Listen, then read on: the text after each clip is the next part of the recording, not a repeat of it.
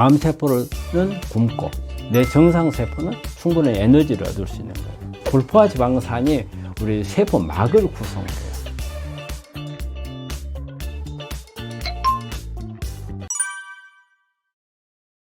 우리 이제 항암하는 동안에는 항암 약물에 의해서 그 식도부터 해서 위, 대장의 점막 손상이 많이 오거든요. 그래서 항암하는 동안에 주의해야 될 음식은 일단 거친 음식이에요. 그 다음에 아주 딱딱한 음식은 피해야 됩니다. 되게 이제 거친 음식은 되게 이제 어떤 채소류가 많이 되겠죠. 그래서 거친 음식인데 우리가 채소류 중요하거든요. 그럼 먹긴 먹어야 하잖아요. 이럴 때는 어떻게 해야 되겠어요? 익혀서 먹으면 되죠. 익혀서 먹으면 거칠었던 부분이 좀 부드러워지잖아요. 그리고 소화력도 훨씬 더 높아지고. 그래서 일단은 거칠고 딱딱한 음식은 좋지 않다. 그 다음에 또 기름기가 많은 음식. 기름기가 많은 음식은 우리가 장 점막을 이렇게 손상을 받고, 그 다음에 이제 췌장이라든지 이런 데서 영향을 약간은 받기 때문에 소화 효소라든지 이런 부분들도 잘 나오기 어렵고, 그래서 기름진 음식 피하는 게 좋고요.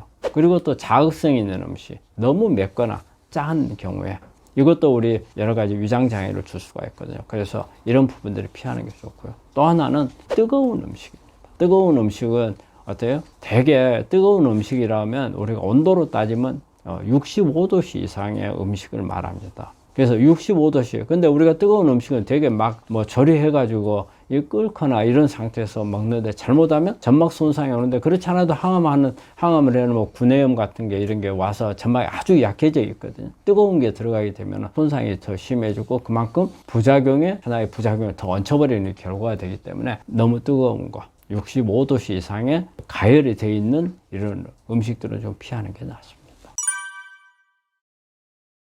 암 환자가 식단을 구성을 하는 방법에서 일반인들하고 우리가 이제 달리 개념을 많이 하잖아요. 우리가 일반인들 식단 구성은 탄수화물, 단백질, 지방 비율을 6대 2대 2 이렇게 보고 있어요. 탄수화물이 6이고 지방이 단백질이 2예요. 그런데 암 환자는 식단 구성을 바꾸라 가죠. 탄수화물이 2, 단백질이 2, 지방을 6으로 바꾸라는 거예요. 그거는 우리가 암세포는 에너지를 탄수화물, 지방, 단백질 중에서 가장 쉽게 쓰는 게 탄수화물이고 그 다음으로 쓰는 게 단백질이에요. 그런데 지방을 잘 쓰지를 못해요.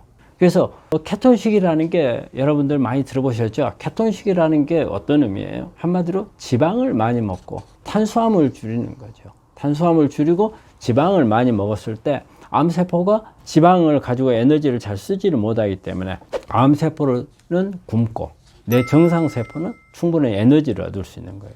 그래서 우리가 정상세포는 미토콘드리아에서 에너지를 많이 만들어요. 특히 지방을 갖다 많이 쓰는 거거든요. 우리가 고지방을 이렇게 하는 게 좋다고 하는 것은 바로 이제 케톤식의 개념이에요. 그래서 대신 이때 조건이 있어요. 탄수화물을 많이 줄여야 돼요. 탄수화물을 많이 먹으면서 지방을 많이 먹으면 아무 의미가 없어요. 오히려 에너지 오버가 되고 암세포 성장하는 데 더 도움이 줄 수가 없어요. 우리가 고지방 시기를 한다 할 때는 항상 탄수화물을 비율을 볼 때 20% 이하로 가야 됩니다. 우리가 일반적으로는 60%예요. 여러분들 생활하면서 식사하는데 보면은 탄수화물이 60%거든요. 그 60%를 20%로 줄여야 되니까 상당히 많이 줄여야 되겠죠. 예를 들어서 밥을 평소에 한 공기를 먹는 사람이다? 그럼 3분의 1만 먹어야 된다는 의미가 되거든요. 그래서 3분의 1로 줄이고 나머지를 지방으로 바꾼다는 개념이에요. 그래서 지방으로 바꿀 때는 가능한 한 우리 몸에 좋은 지방, 포화지방산이 많은 것은 별로 안 좋죠. 그리고 오메가6가 많은 식용유 계통도 좋지 않거든요. 그럼 오메가3가 많은 거. 오메가3가 많은 것은 우리가 식물성으로는 들깨, 그 다음에 아마씨, 우리 요즘에 보면 CBD 오일이라는 이런 부분들도 있고, 그런데 너무 고가여서 그런 부분들은 좀 그렇고. 그 다음에 이제 동물성으로 섭취를 한다 하면 저는 이제 등푸른 생선에 가서 오메가3가 많아요. 되게 꽁치, 고등어. 근데 너무 큰 생선은 또 다른 문제가 있기 때문에 별로고, 그런 부분들을 통해서 지방을 섭취를 하면 되고, 이때 올리브 오일 같은 것은 오메가9이거든요. 이런 경우도 괜찮아요. 오메가9은 암하고는 직접적인 관련은 없지만 심혈관을 좋게 해주는 거거든요. 그래서 혈액순환을 좋게 해주면 산소 공급을 잘 할 수 있게끔 도와주는 거거든요. 그래서 이런 올리브 오일이라든지 이런 부분들을 가미를 해가지고서 식단을 구성하면은 가장 바람직하고, 이때 우리가 이제 고지방식을 말하는 겁니다. 이제 포화지방산하고 불포화지방산을 우리 환자 여러분들도 많이 들었을 거예요. 불포화지방산이 좋다는 이야기를 많이 들었죠.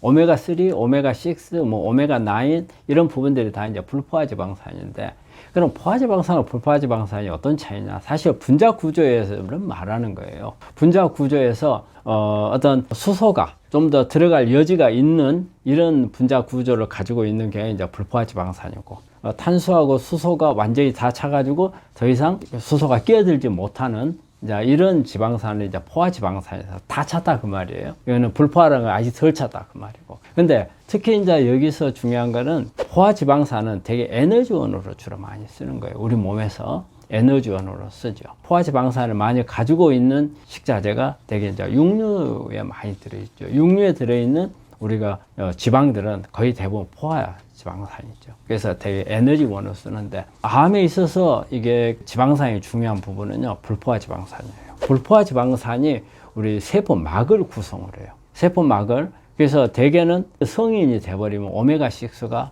엄청 많아요. 거의 한 85% 이상을 오메가6가 차지하죠. 근데 우리가 태어날 때는 오메가3가 훨씬 더 많아요. 오메가3가 80% 이상이 돼야 되는데 성인이 되면서 오메가6로 바뀌어요. 근데 이제 그거는 먹는 음식줄 중에서 오메가6가 너무 많기 때문에 그래요. 대부분의 우리 식단 중에서, 채식 중에서 오일을 가지고, 기름을 가지고 있는 이런 채식들은 거의 다 오메가6가 많아요. 그래서 우리가 면화유라든지, 해바라기유라든지, 옥수수 기름이라든지, 이런 건 전부 다 오메가6예요. 그러니까 우리가 주변에서 얻기에 너무 쉬운 것은 오메가6냐.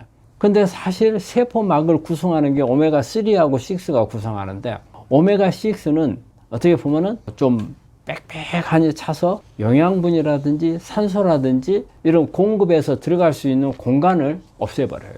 그래서 잘 들어가지 못해요. 한마디로 세포막이 뻣뻣해진다고 볼 수가 있어요. 그래 되면은 이게 영양 공급이 제대로 안 되고 또 산소 공급도 제대로 안 되고, 그런 가운데 우리 세포막에 염증이 잘 생겨요. 오메가6가 있는 경우에는.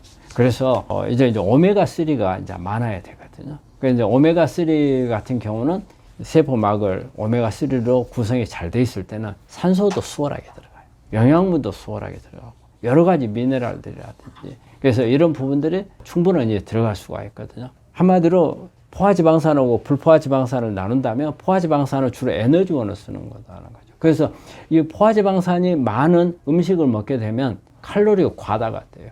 그리고 염증이 많이 생겨요. 그래서 되게 좋지 않고, 이런 부분들은 대부분 다 육류 속에 들어있는 지방산이 포화지방산이고, 그러면 채식에서 얻는 게 이제 세포막을 보는 건데, 세포막은 이제 불포화지방산으로 한다는 거예요. 포화지방산은 세포막에 잘 쓰지 않고. 그런데 오메가6가 많아요. 성인이 되면.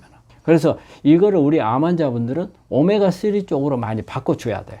그래야 영양 공급이라든지, 그 다음에 산소 공급이 잘 돼서 정상세포가 암으로 가는 것도 막아주고, 또 암세포는 산소 공급이 많이 되게 되면 어때요? 살 수 있는 환경이 안 돼요. 그래서 암을 억제할 수 있는 그런 힘이 있거든요. 그래서 오메가3가 그래서 필요한 겁니다. 오메가6는 오히려 산소 공급 차단이에요. 그래서 오메가3가 많은 대개 들깨라든지 아마씨라든지 햄프시드라든지 이런 부분들, 또 우리 달걀에 약간 있는 레시틴 같은 경우도 오메가3 계통이거든요.